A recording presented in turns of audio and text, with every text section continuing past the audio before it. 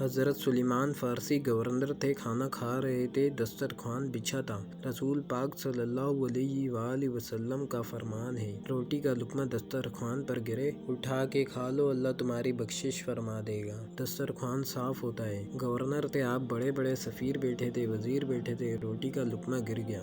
آج تو لوگ فیشن میں عزت ڈھونڈتے ہیں نا، وقار ڈھونڈتے ہیں کہ میں جدید دنیا کے ساتھ مل جاؤں۔ دیکھو عزت کس بات میں ہے۔